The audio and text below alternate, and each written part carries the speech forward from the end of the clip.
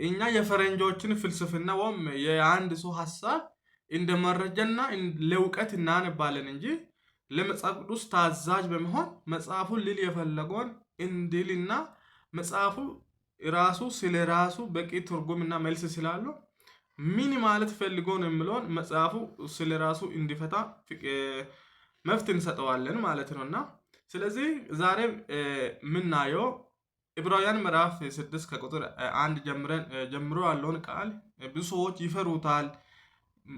ለማን እንደተጻፈ ማለት ምን ማለት እንደፈለገ የዕብራውያን ጸሐፊ ብዙ ሰዎች ይፈሩታል ማለት ነው። ይህንን ኢንተርፕሬቴሽን ለመስጠት ብዙዎቹ ይፈሩታል። ስለዚህ አንዳንድ ፈታኝ የሆኑ የመጽሐፍ ቅዱስ ክፍሎች አሉ። ለምሳሌ ዘፍጥረት 6 ላይ ያሉ ስለ ንፍሌም ኢየሱስ በወይን ቤት ላሉ ሰዎች ሰበከላቸው የሚለው የጴጥሮስ ምዕራፍ 3 ላይ ያለው ቃል ይሄ ደግሞ የዕብራውያን 6 ደግሞ ከነዛ አንዱና ዋነኛ በጣም ከባድ ተብሎ ከሚታሰቡና ከሚቆጠሩ መጽሐፍ ቅዱስ ክፍሎች ውስጥ ይመደባል ማለት ነው ምዕራፍ 6 ላይ ያለውና ስለዚህ ይሄ ምዕራፍ 6 ላይ ያለው እየተናገረ ያለው ቃል መጽሐፉ ስለ ራሱ እንዲፈታና አርሚናኒዝም፣ ሉተራኒዝም፣ ካልቪኒዝም የሚለው የሰዎቹን ታወት እዛ አስቀምጠን ዕብራውያን ጸሐፊ ስለ የተኛ ነገር ነው ያላቸው ያለው ነገር ሊያስተላልፍ የፈለገው ነገር ሚሴጁ የቱ ጋር ነው ምን ማለት ፈልጎ ነው ስለዚህ እንደዛ እያለ ያለው የሚለውን ጠጋ ብለን ካየን መጽሐፉ ሊል የፈለገውና ሊያስተላልፍ የፈለገው ነገር ግልጽ ነው ማለት ነው።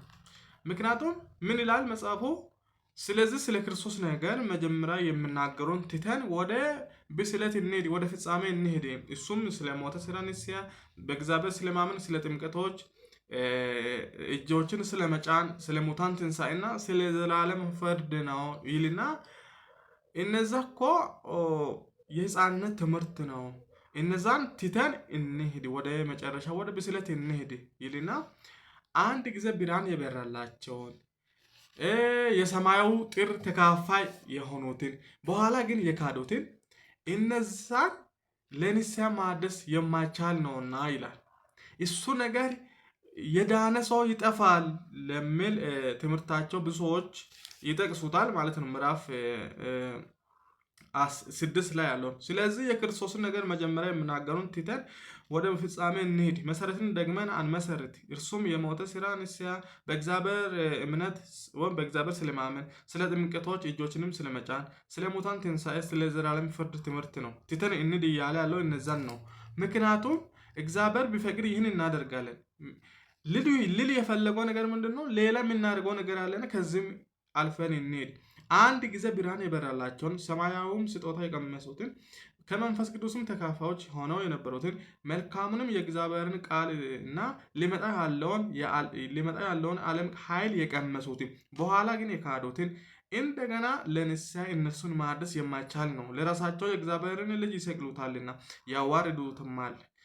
ብዙ ጊዜ በእርሷ ላይ የሚወርደውን ዝናብ የምትጠጣ ለሚያርሳት ገበሬ ፍሬ የምትሰጥ መሬት ለበረከት የተዘጋጀች ትሆናለች። ነገር ግን አሜከላና ኩርንችት ብታፈራ ትረገማለች፣ ከእግዚአብሔር ዘንድ የተረገመች ትሆናለች እያለ ዕብራውያን ጸሐፊ በማስፈራራት ይናገራል ማለት ነው። ያሳስባቸዋል ለዕብራውያን ጸሐፎችና ለዕብራውያን አማንያን ማለት ነው። ለምሳሌ ዕብራውያን ወይም ከአይሁድ ወይም ከይሁዳ ከጁዳይዝም ሃይማኖት ወደ ክርስትና የመጡ በክርስቶስ ኢየሱስ ታላቅነትና ሊቀ ክህነት በክርስቶስ ኢየሱስ አምኖ ለዳኑ እስራኤላውያን የተጻፈ መጽሐፍ ነው ይህ መጽሐፍ።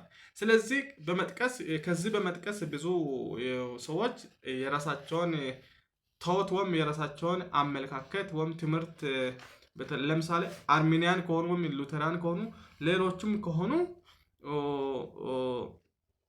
የዳነ ሰው ሊጠፋ ይችላል። ምክንያቱም አንድ ጊዜ ብርሃን የበራላቸውን በኋላ ግን የካዱትን የሰማዩ ጥር ተካፋይ ነው የሆኑትን እንደዛ የሆኑትን ነገር ግን የካዱትን ይላል። ግልጽ እኮ ነው። ምክንያቱም እኮ የዕብራውያን ሰዎች የሰሩት ኃጢአት በየትኛ ኃጢአት ሰርቶ ነው የጠፉ አሉት ወይስ እነዛን ወይም እነሱን ለንስሐ ማደስ የማይቻል ነው? ምክንያቱም የእግዚአብሔርን ልጅ ያዋርዱታል፣ ይሰቅሉታል፣ እንደገና ያዋርዱታል ይላል እዚች ጋር። እኮ መጽሐፉም እያለ ያለው እኮ ብንክዶ እሱ ይክደናል ይላል። እኛም እኮ እሱ እኮ ራሱን ሊክድ አይችልምና ይላል። እሱም ይክደናል ማለት ነው። እኛም ከካድ ነው ብንክዶ ይላል። ምክንያቱም ኢየሱስ ክርስቶስ ካመን ነው ለዘላለም አይጥለንም አይተወንም። ነገር ግን ብንክዶ እሱ ራሱን ሊክድ ስለማይችል ልንጠፋ እንችላለን ነው። ነገር ግን ዕብራውያን ጻፊ ያላቸው አለው ስለ የትኛ ነገር ነው ብለን ካየን አሁን ለምሳሌ እስራኤል ሰዎች ከግብፅ ሲወጡ የከነዓን ምድር ለመውረስ እና ምድርቱ ምን አይነት ፍሬ እንደምታበቅል ለማየት 12 ሰዎችን መልምሎ ልኳል ማለት ነው። አባቶቻችን በምድረ በዳ ላይ እንደዛ እንደዛ ሆነዋል እያለ ይናገራል ምዕራፍ 4 ላይ። ከዛ አንወርስም አንገባም ብሎ አረ መውረስ አንችልም፣ መሬቱ እኮ እንደዛ ነው አይተናል፣ ፍሬዋን ቀመሱ ይላል። ከዛ በኋላ የቀመሱትን የሚለውን ነገር ከነዛ ጋር አገናኝቶ ነው የሚናገረው እና ብዙ ሰዎችም የሚስማሙበት ስነ አፈታት እዚች ጋር ብዙ ቪው አለ ማለት ነው፣ አመለካከት አለ።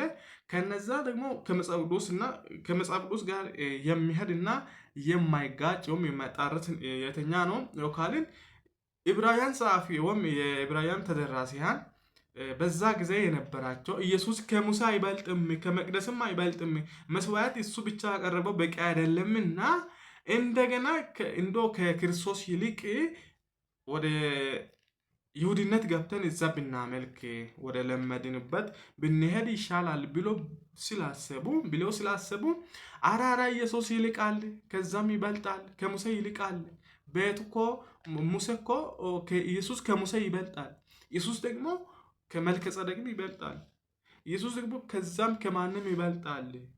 ስለዚህ ሊመጣ ያለው ይመጣል፣ ታግሱ፣ እሱ አይዘገይም። ነገር ግን የሙሴን ሕግ የናቀ ሰው መስክሮበት ይገደላል፣ ይወገራል። ነገር ግን ያንን የክቡሩን የክርስቶስን ደም ያከፋፋ እንደ ርኩስ ነገርም የቆጠረ እንዴት የባሰ ቅጣት አይገባውም ይላል እኮ በግልጽ። ስለዚህ በዚህ ቃል ዕብራውያን ምዕራፍ 10 ከቁጥር 29 ስናነብ የኢየሱስ ደም ወይም ለእግዚአብሔር ያቀርበው መስዋዕት ከበጎች፣ ከፍየሎች፣ ከኮርማዎች የሚበልጥ ነው። ያ ደግሞ አይበልጥም፣ እኛ የምናቀርበው ይሻላል። ወደ ጁዳይዝም ገብተን ብናመልክ ይሻላል። እሱ ያቀረበው በቂ አይደለም፣ ኢየሱስ በቂ ነው የሚል ነው የዕብራውያን ጸሐፊ። የዕብራውያን መጽሐፍ ዋና መልእክቱ ምንድን ነው?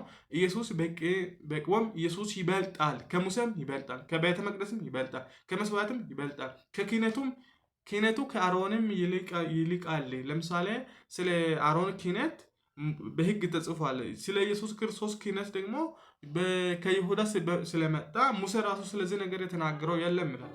ኢየሱስ ክህነት ከሁሉ ይበልጣል። እግዚአብሔር አብ ኢየሱስ ባቀረበው ነገር ረክቷል፣ ደስ ብሎታል። ስለዚህ አትመለሱ ወደዛ፣ ይሄ ይሻላችኋል። ነገር ግን ይሄ ነገር እርኩስ ነገር ኢየሱስ ያቀረበው መስዋዕት እንደ እርኩስ ነገር የቆጠረ የጸጋውን መንፈስና የዳነበትን ነገር ያከፋፋ የባሰ ቅጣት ይጠብቀዋል ይላል። እሱ ግልጥ ነው እኮ ዛሬም ማንም ሰው ኢየሱስን ከካደ ሊጠፋ ይጠፋል። እኛ ግን የሚናቀው በኢየሱስ ክርስቶስ ያመነ ሰው እንደማይጠፋ ነው። በእኔ የሚያምን በላከኝም የሚያምን የዘላለም ሕይወት አለው ብሏል ኢየሱስ። ስለዚህ ከሞት ወደ ሕይወት ተሻገረ እንጂ ወደ ፍርድ አይመጣም ነው አለው። በኢየሱስ ያመነ እንደማይጠፋ ነው መጽሐፉ የነገረን። ሰው ይጠፋል ያለን የምን ወንጌል ነው የምናስተምረው እና የምንሰብከው? የምስራች ማለት እኮ አትጠፉም ከማይጠፋ ዘር ተወልደሃል ነው። ዕብራውያን ጸሐፍ 6 በመጥቀስ የዳነ ሰው ይጠፋል ማለት አይቻልም። የዳነ ሰው ከካደ ይጠፋል፣ ግን የዳነ ሰው ሊክድ አይችልም። ምክንያቱም ዘሩ በውስጡ ስላለ የእግዚአብሔር መለኮትን ከመለኮት እንደገና ዳግም ስለተወለደ ከማይጠፋ ዘር ስለተወለደ ሊጠፋና ሊክድ አይችልም። ምክንያቱም ከዚህ ደስ ከሚልና ከሚገርም ሕይወት ሊወጣ አይችልም። ውጩን ማየት አይፈልግም ወይም አይችልም። ምክንያቱም የተካፈለው መለኮት ወይም የተካፈለው ሕይወት ከዚህ እንዲወጣ አይፈቅድለትምና ኃጢአትም እንዲሰራ አይፈቅድለትም። ስለዚህ የዳነ ሰው ይጠፋል ሳይሆን ይሄ ነገር እያለ ያለው ኢየሱስን አሳንሶ ያዋርዱትማል የካዱትን እኮ ይላል። እዚች ጋር ሳይክዱ ኢየሱስ የፈለገውን አንድ ኃጢአት ስለሰሩ አይደለም። ዕብራውያን 6 ስላመነዘሩ ወይም ስለሰረቁ ሌላ ነገር ውስጥ ስለገቡ አይደለም። የዕብራውያን ጸሐፊ የዕብራውያን ተደራሲያን ኃጢአት ምንድን ነው ከተባለ ኢየሱስን መናቅ ነው። ኢየሱስን ከናቅ እኮ ዛሬም ትጠፋለህ ማለት ነው።